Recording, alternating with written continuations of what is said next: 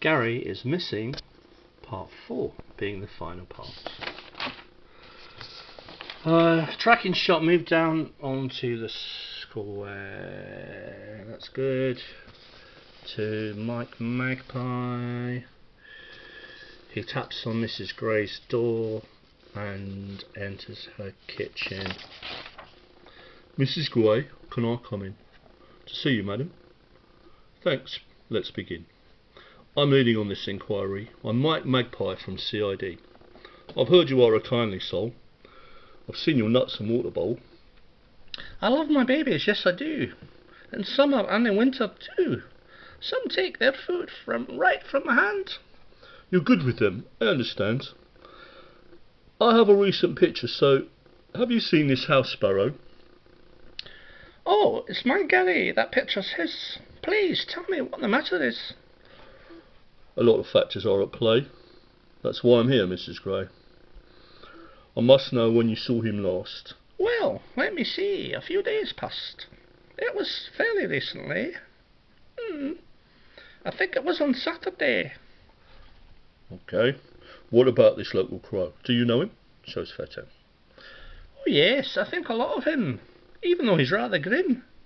His real personality, you see, is softer than the bird you see.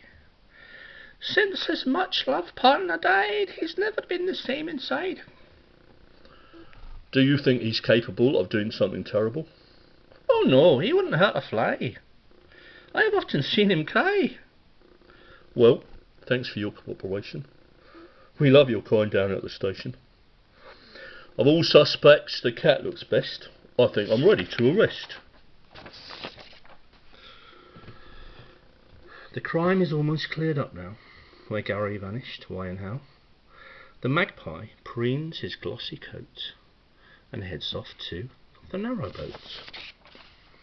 He says to Pete, I'd like to chat with you about your tabby cats. The thing is, sir, I have a hunch. He ate a sparrow for his lunch.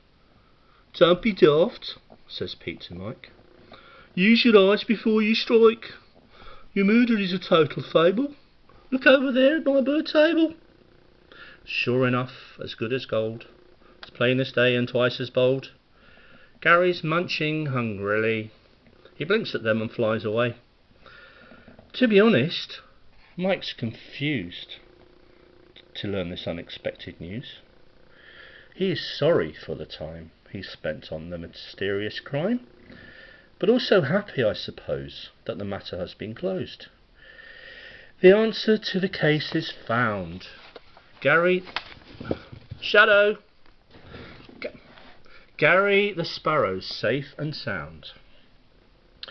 No cat or crow or pike. The light's going here.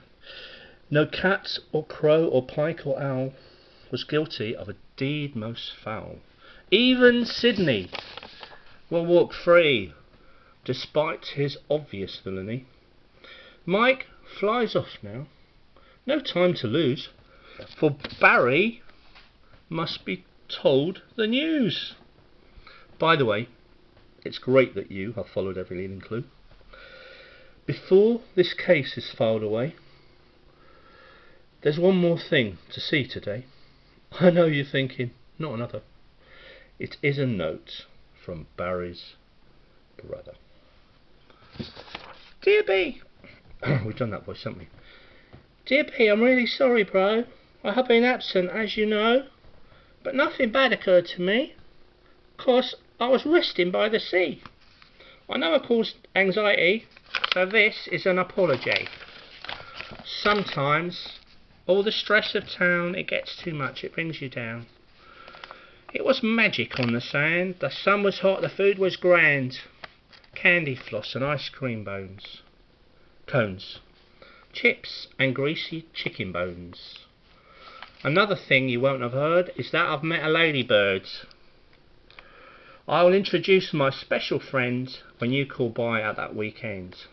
Sending all our love to you, with hugs and kisses, Gaz and Sue. Gaz and Sue.